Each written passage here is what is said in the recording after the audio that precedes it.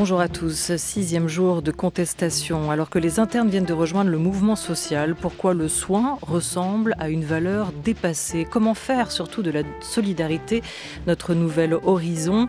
Quand la civilisation n'est pas soin, elle n'est rien, nous dira la philosophe Cynthia Fleury, notre invitée à partir de 12h55, auteure de Le soin est un humanisme, paru dans la collection Tracts de Gallimard. Mais d'abord, invitée l'artiste peintre Fabienne Verdier pour son travail à elle et pour l'hommage qu'elle rend à ceux qui l'ont précédée, Jackson Pollock, Yves Klein ou encore Paul Cézanne.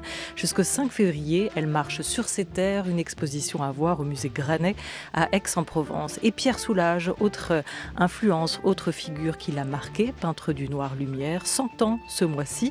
Fabienne Verdier est notre invitée à écouter tout de suite sur France Culture, ou plus tard si vous le souhaitez sur franceculture.fr. La grande table. Olivia Gesbert. Enfant du palais de Tokyo et du musée d'art moderne, son père avait amarré sa péniche non loin d'ici, au pied de ces deux institutions parisiennes et mitoyennes. C'est en Chine qu'elle découvre notamment l'art de la calligraphie, le principe du trait unique du pinceau et une maîtrise de la spontanéité, et qu'elle apprend aussi à penser la verticale des choses. Fabienne Verdier, bonjour. Bonjour. Après avoir dialogué avec les œuvres abstraites des expressionnistes et des minimalistes américains comme Cy Twombly ou Willem de Kooning, et pour une fondation zurichoise, ça c'était en 2007, puis un an après avoir dialogué avec les primitifs flamands pour le musée de Bruges, vous avez choisi d'ouvrir cet été, mais déjà depuis 2 ans, un dialogue avec Cézanne sur sa montagne. Pourquoi? C'est un peintre que vous avez toujours admiré ou que vous avez redécouvert tardivement? Eh bien, écoutez, c'était une magnifique aventure due sur l'invitation de Bruno Elie, le directeur du musée Granet, qui m'a dit il y a 3 ans, j'aimerais faire une première et grande exposition à caractère rétrospectif au musée Granet, mais j'aimerais aussi créer des liens avec le territoire. Et est-ce que ce ne serait pas une bonne idée, vous qui êtes un peintre du silence, qui travaillez l'introspection depuis presque 40 ans dans le fond de votre atelier, d'essayer de sortir de l'atelier et de revenir sur le territoire cézannien, retourner au motif et de voir ce qui se passe. Alors, c'est étonnant, pourquoi il a pensé à vous? À première vue, vos approches semblent très différentes. Quelle correspondance ou quelle concordance avez-vous remarqué, ressenti entre vos peintures et les siennes? D'abord, le fait d'aller se perdre dans la montagne, de se mettre en immersion, de sortir des murs clos de l'atelier, de se connecter aux forces à l'œuvre de la nature et d'essayer de comprendre ce qui se passe derrière le voile du réel. Et se confronter à ces turbulences, à ces phénomènes de la nature, et se rendre compte qu'il y a des fluctuations possibles entre l'énergie qui anime l'homme et l'énergie de l'univers, c'est quelque chose de très troublant, une espèce de terrassement qui nous amène à peindre autrement.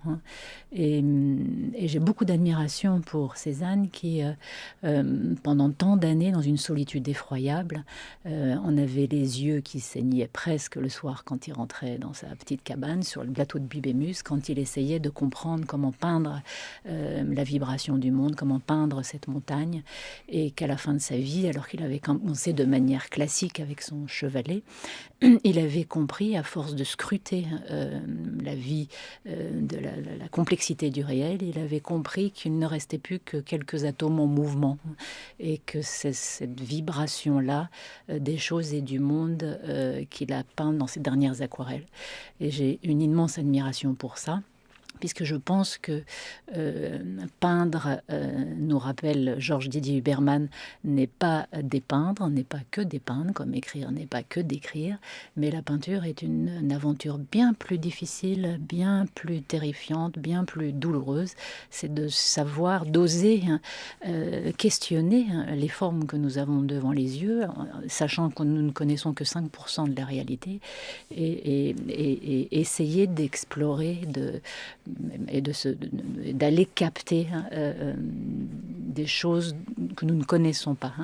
Et c'est vrai que en créant un atelier nomade, en le déplaçant autour de la montagne, grâce à l'aide de toute la région du Grand Cid, des Amis de Sainte-Victoire, c'est devenu une aventure humaine extraordinaire. Et j'ai essayé, avec ce pinceau, cet acte de peindre à la verticale, de capter les forces à l'œuvre de cette montagne, de ses forces telluriques, ses forces tectoniques, en me disant que si j'arrive à saisir cette poésie-là, cette énergie suspendue dans l'espace, peut-être que dans la mémoire collective, ils comprendront la vibration et l'esprit de la montagne. On sent que cette expérience qui a duré plus de 2 ans, Oui. Elle vous a transformé, vous aussi, Oui, Fabienne oui. Verdier. Vous avez décidé d'aller brûler vos yeux, comme Cézanne l'a fait auparavant, de gravir cette montagne Sainte-Victoire Voilà. avec votre matériel à Dodane pour y peindre. C'est une expérience assez inédite et vous l'avez évoqué à travers cet atelier nomade. Oui. Vous vous êtes confronté aux éléments, à l'immensité aussi du paysage alentour. L'atelier, habituellement, celui qui n'est pas nomade, celui Oui. qui est le vôtre, Oui. dans lequel vous avez eu l'habitude de travailler jusqu'ici, vous diriez qu'il vous enferme ou qu'il vous protège aujourd'hui ? Jusqu'ici, il me protégeait puisqu'il fallait que je me déleste de ce que je croyais savoir des formes du monde et que je travaille l'introspection. Et donc c'était un lieu de captation, de forage intérieur.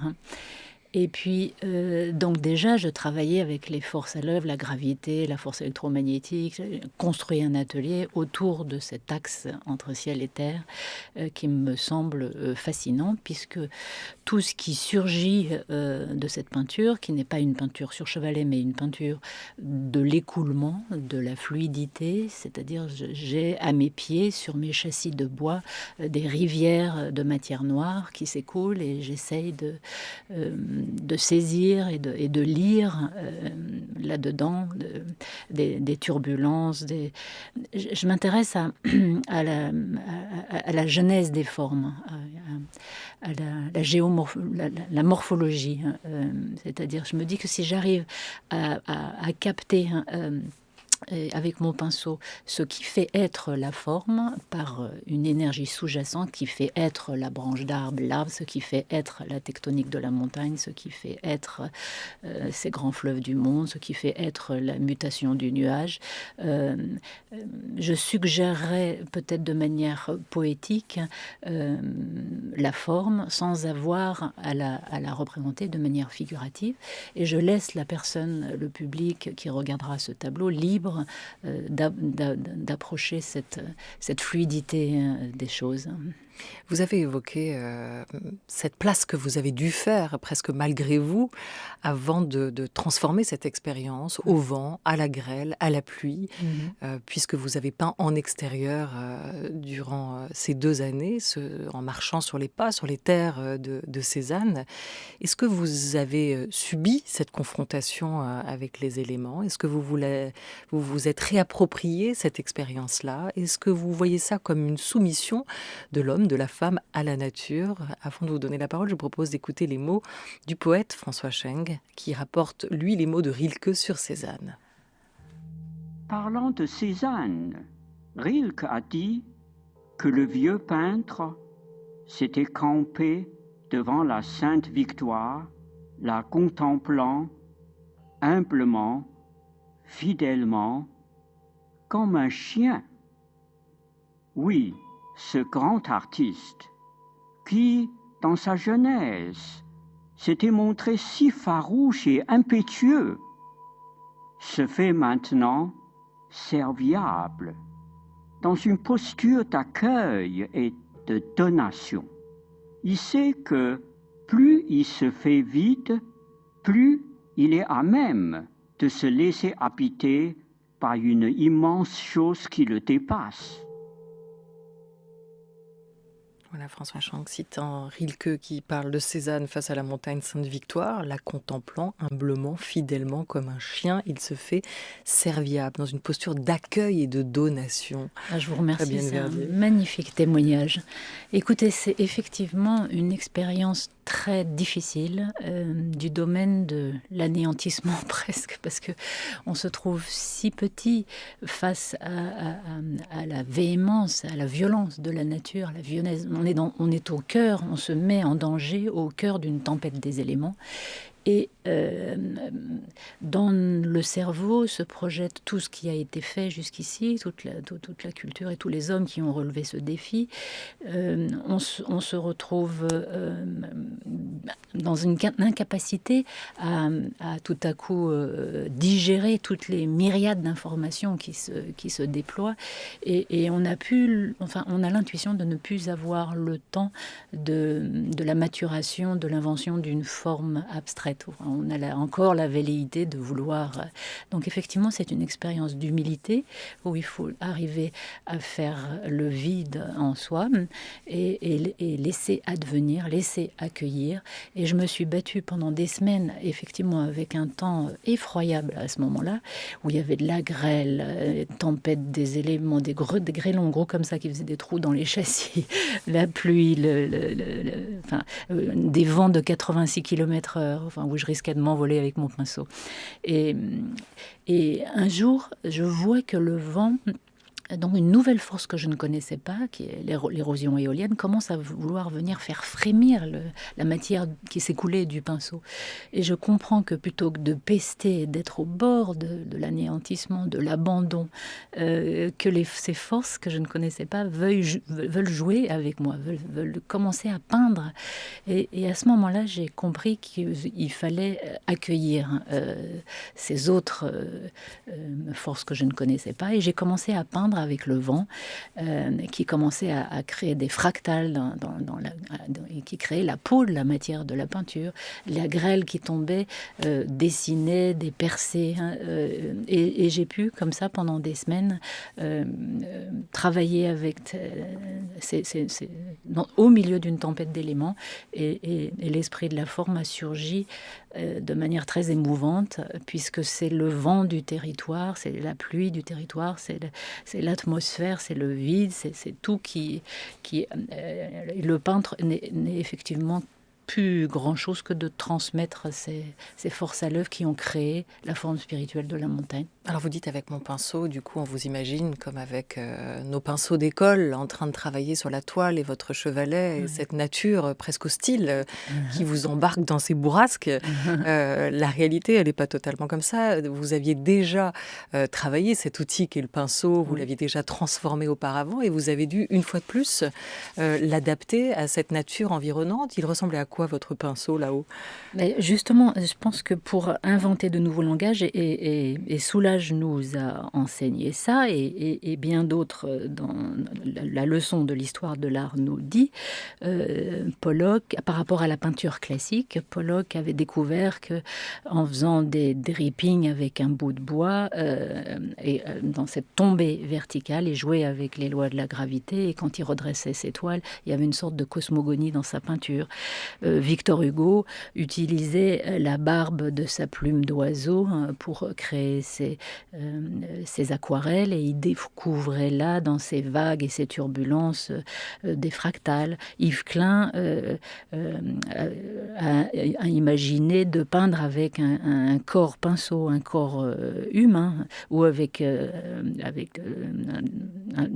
feu, avec son chalumeau. Hartung, dans cette grande exposition actuellement au Musée d'Art Moderne, vous pourrez aller voir, il a été jusqu'à peindre avec une tyrolienne, une machine à utiliser, qui est utilisée généralement dans les bâtiments pour projeter de l'enduit. Et vous Soulages, lui... Et vous je sais que Michel Cazat, mon ami sérigraphe, grand maître sérigraphe, a travaillé avec Pierre Soulages, et il racontait qu'il était intéressé par des raclettes de sérigraphie, ces bandes de caoutchouc de matière polyuréthane, et il voulait les détourner et les utiliser pour peindre, pour hercer la matière de ses toiles.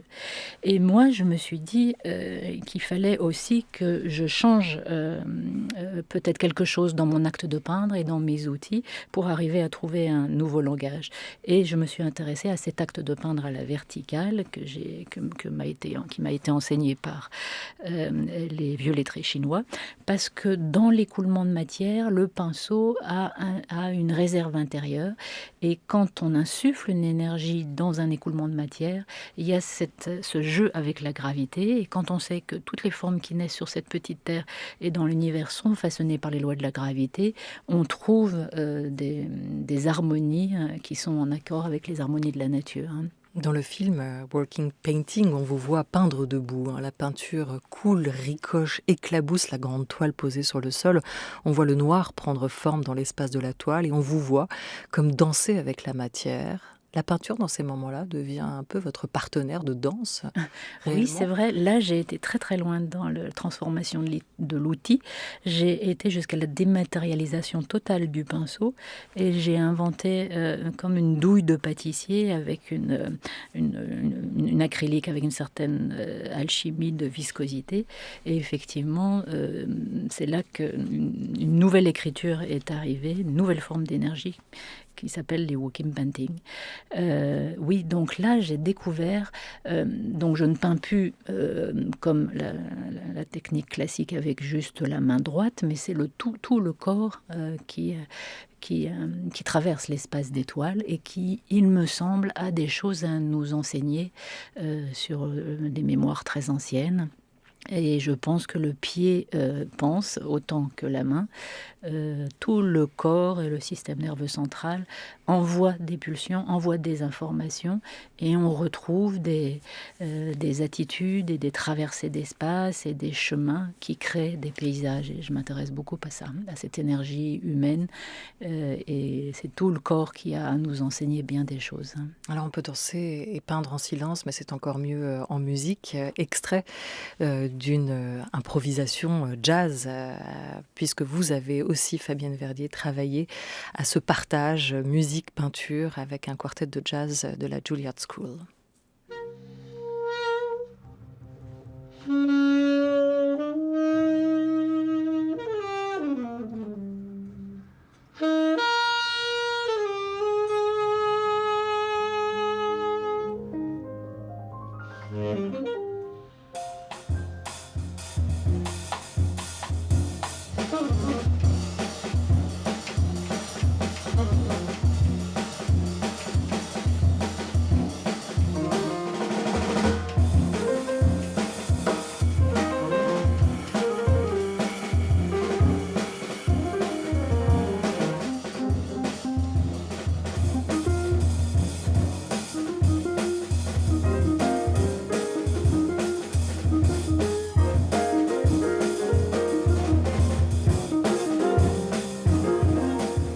L'acte de peindre dans un moment comme ça, Fabienne Verdier, découle de la musique, suit le tempo de la musique et s'apparente lui aussi à une forme d'improvisation. Écoutez, là, c'était une chance inouïe. Je suis très touchée que vous passiez ce morceau-là, de pouvoir travailler avec Kenny Barron, un géant à New York du jazz improvisation. Et comment arriver à partager nos expériences intérieures. Et le jazz est absolument extraordinaire parce qu'il y a le sens du groupe.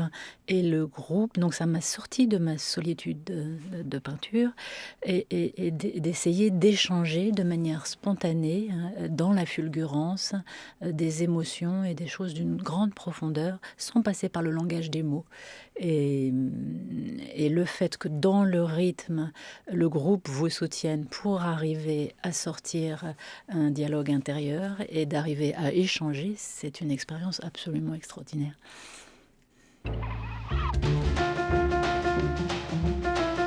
France Culture, la grande table, Olivia Gesbert. Moi, je ne choisis jamais, et je ne crois pas qu'on choisisse par refus. On choisit parce qu'on est poussé vers quelque chose qu'on aime. Mais ce quelque chose qu'on aime, si on en a la passion, exclut le reste. Et un tableau en noir et blanc, quand on le voit sur un mur, il exclut les couleurs qui l'entourent. Pierre Soulages, pour les 100 ans du maître du Noir Lumière. Une rétrospective Pierre Soulages débutera demain au Louvre, à Paris. Une exposition hommage qui entend rendre compte de 8 décennies de création à travers 20 toiles du peintre aveyronnais qui a par ailleurs son musée à Rodez. On le retrouvera aussi au Louvre-Lens à partir du 30 mars pour une exposition Soleil Noir avec son outre noir aux côtés du Vanta Black d'Anish Kapoor. Fabienne Verdier, le noir et blanc exclut-il la couleur ? Eh bien, non, justement, puisque j'ai beaucoup d'admiration pour les artistes qui, justement, osent faire un pas de côté par rapport au discours scientifique. Et Soulages a fait un pied de nez aux scientifiques qui disaient que d'un corps de matière picturale noire ne pouvait se réfléchir aucune radiation visible de lumière. Et on sait que le pigment noir dévore, il absorbe tous les photons, radiation de lumière qui tombent sur lui. Donc les scientifiques parlaient d'une non-couleur. En décidant, en ayant l'intuition, à force de solitude dans son atelier avec les matières noires, en donnant un corps-relief à sa matière picturale, il trouve le moyen de réfléchir, de renvoyer les variations de lumière. Et pour moi, c'est comme un peintre-sculpteur. Il herse la matière noire de ses champs de toile, il la laboure, il la griffe, il la scarifie presque. Et le miracle se produit quand, en séchant, les arêtes des sillons commencent à réfléchir et faire chanter la lumière. Et donc, on pensait que ces monochromes noirs ne pouvaient pas donner de la lumière. Et lui, il nous prouve par son expérience qu'il obtient une polyphonie de chromatisme dans un apparent monochrome grâce à ces couleurs qui sur les arêtes se réfractent, et on obtient presque, selon la manière dont on se déplace autour du tableau, les couleurs de l'arc-en-ciel. Le noir de Pierre Soulages, avec ses 1000 nuances, avec ses différents contrastes lumineux, avec cette révélation de l'outre noir depuis 1979 dans son sillon à lui. Le noir est aussi votre couleur à vous, Fabienne Verdier. Vous l'utilisez, y compris en haut de la montagne Sainte-Geneviève. Pourquoi ? Écoutez, ce noir de charbon qui est dû à une combustion, à une calcination animale-végétale, c'est quand même la base de la culture humaine depuis l'art pariétal. Il y a plus de 15 000 ans avant notre ère, des panthères, des vaches, des antilopes bondissaient sur les parois des grottes de Lascaux. Déjà, le noir de charbon nous traçait le mouvement, cette expression dynamique du vivant qui agissait directement sur l'esprit de celui qui regarde. Quand est-ce que vous choisissez d'utiliser le noir plutôt qu'une autre couleur ? C'est une couleur. Pour moi, c'est pas une couleur, c'est un langage universel. Et il est la substance idéale, à mon sens, qui permet le dessin de nos destins, le tracé presque brûlé de nos lignes de vie. Il est fascinant c'est un esprit en fait, pour peindre la fluidité des apparences changeantes des phénomènes, les variations atmosphériques, les méandres de notre présence au monde, etc. Kandinsky, lui, il trouvait que le noir était immobile et sans sonorité, un néant sans possibilité, un néant mort après que le soleil se soit éteint. Matisse, lui, il trouvait l'énergie, une force à l'œuvre. Donc je me sens plus proche de Matisse.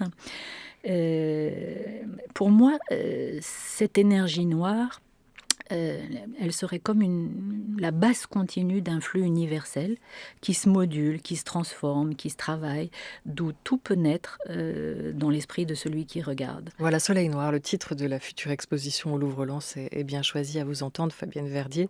Le tableau n'est pas signe, mais chose sur laquelle viennent se faire et se défaire les sens qu'on lui prête. Ça, c'est Pierre Soulages qui le disait à Lévi-Strauss dans un échange pour le débat. Je vous propose d'écouter maintenant les mots de l'écrivain Christian Bobin, auteur de Pierre, chez Gallimard, à propos des tableaux de Pierre Soulages. Ce sont des tableaux très, très, très singuliers. Ils sont à part de toute la peinture parce que ils nous regardent. Ce sont des présences. Ce sont comme de grands personnages apparemment jansénistes, sombres, austères. En vérité, ce sont des donateurs de vie. Ils sont là. Je n'ai jamais été autant regardé que lorsque j'étais devant un tableau de Pierre Soulages. Et c'est une expérience que chacun peut faire. Il y a pourtant presque rien chez eux. Il y a pourtant presque rien. La présence en question, elle est revêtue tout entière par une cape de noir. Et dans les plis de ce vêtement, qui est un peu ample, il y a des éclairs, des lézards de lumière qui passent. C'est 3 fois rien. Du goudron et un peu de clarté. C'est 3 fois rien. Mais c'est une... On revient à nous-mêmes. On revient à nous-mêmes. On s'aperçoit qu'on n'était pas là, en fait. Voilà la griffe Pierre Soulages, selon Christian Bobin. On revient à nous-mêmes. On s'aperçoit qu'on n'était pas là. C'est aussi l'effet que ça vous fait, vous, Fabienne Verdier, quand vous êtes face à un tableau de Soulages? Eh bien, écoutez, moi, ce qui me fascine dans les tableaux de Soulages, c'est précisément ces blancs volants. C'est ce qu'il n'a pas peint. On parle, enfin les historiens d'art parlent d'une peinture sans image, sans langage, dans le refus de la narration figurative, dans le refus de la peinture représentative. Mais pourtant, pour celui qui sait regarder l'infiniment petit, l'infiniment vibration de la matière de ces tableaux, la nature de la matière nous raconte les formes du réel. Aux frontières de ces gestes linéaires d'architecture presque griffés qui traversent la surface de cette toile, chantent comme des percées, comme disait Christian Bobin, des trouées de jour, des éclats de blanc qui nous rappellent qu'on ne peut échapper à la vie de la matière et à ses forces à l'œuvre. Et j'ai noté sur mes petites notes là, je pense ici, pour lui rendre hommage, au propos des confessions d'un mangeur d'opium de De Quincey sur le cerveau noir de Piranèse et ses prisons imaginaires.